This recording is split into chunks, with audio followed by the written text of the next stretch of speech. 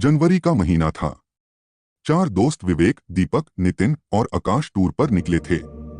सबसे पहले वो पहुंचे आगरा फोर्ट। रात काफी हो चुकी थी। कड़ाके की ठंड पड़ रही थी। आगरा फोर्ट में पीछे की और कोई आता जाता नहीं था। वहां एक दो लोग तंबू लगाकर भी रहते थे और वहां पर घूमने के लिए भी कोई नहीं आता था, क्योंकि आगरा फोर्ट बहुत बड़ा है। विवेक अपने दोस्त के साथ वहीं पर बैठा था। ठंड काफी हो रही थी, इसलिए उन लोगों ने आग जला ली। पर उन्हें डर था कि कोई यहाँ आ न जाए उन्हें डिस्टर्ब करने के लिए। पर रात के करीब 2 बज रहे थे, इसलिए वहां किसी के आने की कोई संभावना नहीं थी। चारों दोस्त आग जलाकर आपस में बातें कर रहे थे। नितिन, क्या मस्त जगह है। कभी यहाँ पर राजा महाराजा लोग रहते होंगे। सैकड़ों सैनिक यहाँ पर खड़े रहते होंगे जहाँ पर हम लोग बैठे हैं।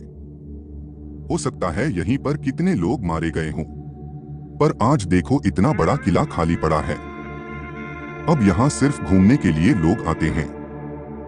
दीपक, अच्छा हुआ हम लोगों ने कोई होटल नहीं लिया, और हम लोग अब आगे कहीं पर भी जाएंगे तो कभी होटल नहीं लेंगे, ऐसे ही रात बिताएंगे। कितना अच्छा माहौल लग रहा है, और इस तरह के डरावने एक्सपीरियंसेस करने में बहुत मजा आता है। विवेक, तो ठीक है, हम सब जहां भी जाएंगे ऐसे ही रात बिताएंगे, जो कि बहुत डरावनी हो, और उसमें 4 चांद लगाने के लिए हम में से हर बार कोई न कोई एक हॉरर कहानी सुनाएगा। लेकिन वो कहानी बनावटी नहीं होनी चाहिए। सच में उसके साथ वो घटना घटी होनी चाहिए, क्योंकि हर किसी के साथ कभी न कभी डरावनी घटना होती ही है ना। नितिन, तो ठीक है विवेक, प्लान तूने बनाया है तो सबसे पहली कहानी तू ही सुनाएगा। इसके बाद हम सलाह कर लेंगे कि फिर कहानी कौन सुनाएगा। ठीक है विवेक। विवेक, ठीक है। तो दिल थाम कर तुम लोग बैठ जाओ और सुनो दीपक, ये कहानी तुझे जरूर पता होगी, क्योंकि तेरे साथ जो हादसा हुआ था मैं वही कहानी सुनाने वाला हूँ। दीपक, अच्छा, वो कहानी सुनाने जा रहा है तू? यार, उस बारे में मैं सोच लेता हूँ न तो मेरे रोंगटे खड़े हो जाते हैं। ठीक है, सुना, मजा आएगा। विवेक, तो कहानी यहाँ से शुरू होती है कि रात के करीब 1 बजे हाईवे पर मैं अपनी स्कूटी पर कहीं जा रहा था। हाईवे पर दूर दूर तक कोई भी दिखाई नहीं दे रहा था। चारों तरफ बस सन्नाटा था। हवाओं की भयानक डरावनी आवाजें मेरे कानों में बार बार पड़ रही थी। लेकिन मैं स्कूटी ड्राइव किए जा रहा था और खुद से ही बोल रहा था, पता नहीं दीपक किस हालात में होगा, कब से दारू लेने गया था, आधी रात हो गई अभी तक नहीं लौटा। मैंने स्कूटी और तेज कर दी कि तभी एक बूढ़ा इंसान सामने आ जाता है। मैंने ब्रेक लगाए स्कूटी रोकी। बाबा का चेहरा बहुत ही भयानक लग रहा था। मैंने तेज आवाज में बाबा को बोला, अरे बाबा, पूरी सड़क खाली पड़ी है। मेरी गाड़ी के सामने ही आना था आपको, अभी आपको चोट लग जाती तो। नितिन, फिर बाबा कुछ बोले या नहीं? विवेक, वो बोले पर उनका जवाब मुझे समझ नहीं आया। बाबा, चोट तो बहुत पहले ही लग चुकी है बेटा। विवेक, ऐसे चलोगे तो चोट लगेगी ही ना। बाबा, हाँ हाँ, लेकिन मुझे अब कभी चोट नहीं लग सकती बेटा, चाहे मुझ पर कोई गाड़ी ही क्यों न चढ़ जाए। विवेक, मैं बाबा की बात सुनकर थोड़ा हैरान हुआ। आकाश, हैरान तो हम लोग भी हैं। विवेक, आगे सुनो, मैंने बाबा से कहा, ये क्या कर रहे हैं आप? इतने में बारिश होने लगी। आसमान में बिजली कड़कने लगी। मैंने सोचा ये अचानक बारिश कैसे होने लगी, अभी तो आसमान बिल्कुल साफ था। फिर बाबा ने कुछ ऐसा बोला जिस पर यकीन करूं या न करूं समझ नहीं आ रहा था। बाबा, आसमान तो अभी भी बिल्कुल साफ है बेटा, वो ऊपर देखो। विवेक, मैंने अपना चेहरा ऊपर उठाकर देखा तो आसमान बिल्कुल साफ था। चांद तारे साफ साफ दिखाई दे रहे थे। ये सब देखकर मैं हैरान रह गया था। तभी मैंने बाबा से कहा, बाबा ये सब कैसे हो रहा है, मुझे कुछ समझ नहीं आ रहा है। बाबा, चलो वो सामने मेरी कुटिया है, मैं तुम्हें सब बताता हूँ। विवेक, नहीं बाबा, मेरा दोस्त इसी रास्ते से दिन में कहीं गया था, अभी तक वापस नहीं लौटा है, मुझे उसे ढूंढना है। बाबा, मुझे पता है तुम्हारा दोस्त कहाँ है, आओ मेरे साथ। विवेक, बाबा की ये बात सुनकर मैं फिर से हैरान हो गया। मुझे कुछ समझ नहीं आ रहा था कि ये बाबा जी तो अनजान हैं। उन्हें दीपक के बारे में कैसे पता? खैर मैं बाबा के पीछे पीछे उनकी कुटिया तक पहुंच गया। बाबा आओ बैठो। विवेक बाबा अंदर से लालटेन लेकर आए और उसे जलाया। मैं कुटिया के बाहर ही बैठ गया। बाबा भी ठीक मेरे सामने बैठ गए और मैंने उनसे कहा, बाबा अब जल्दी बताओ ये सब क्या है। कहा है मेरा भाई, बाबा आज से 3 दिन पहले इसी रोड पर एक बहुत ही भयानक एक्सीडेंट हुआ था। विवेक हाँ बाबा मैंने सुना है, हुआ तो था एक्सीडेंट। सुना है उसमें 2 लोग मरे भी थे। बाबा तुमने बिल्कुल सही सुना है बेटा, वो दोनों बाप बेटे थे। बेटे की आत्मा अभी भी उसी जगह घूमती रहती है। विवेक क्या सच में बाबा? हाँ, और उसकी आत्मा गलत आत्माओं के चक्कर में पड़कर खतरनाक हो गई है। अब वो उस रास्ते से निकलने वाले की जान ले लेता है।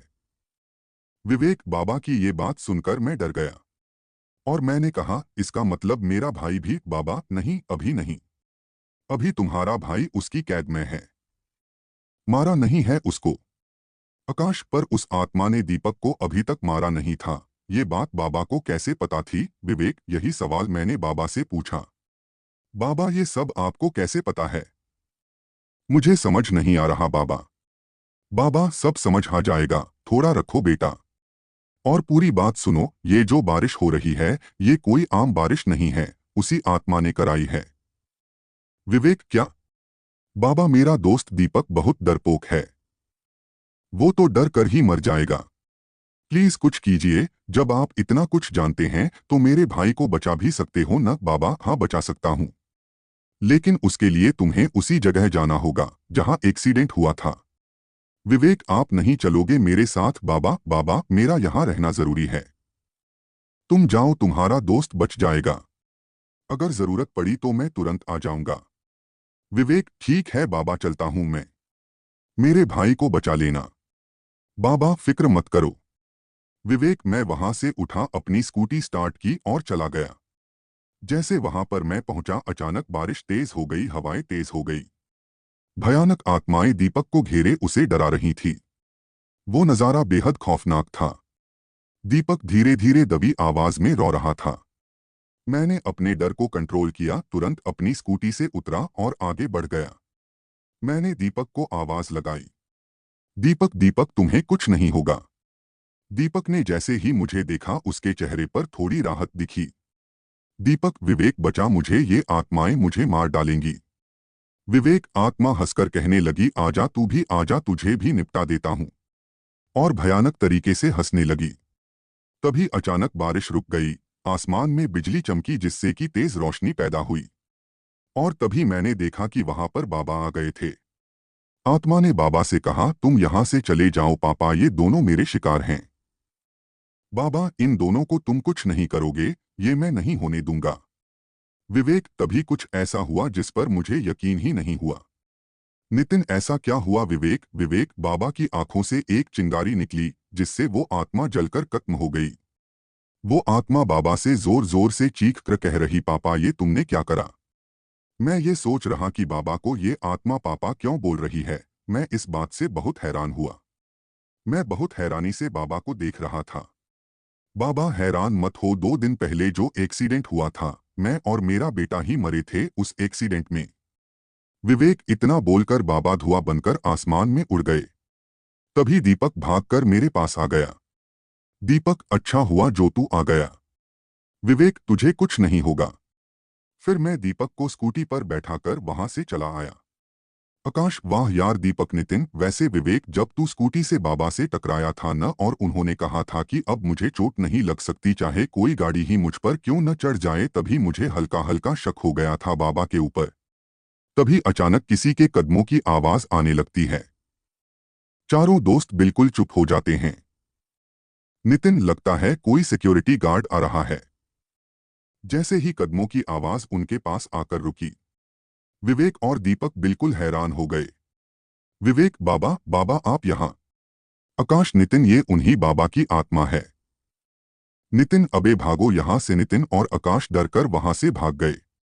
भागते भागते दोनों फोर्ट से भर आ गए और एक पेड़ के नीचे बैठ गए। नितिन भाई क्या सच में भूत था या कोई? और मैंने तो ठीक से देखा भी नहीं, एकदम वहां से भाग आया।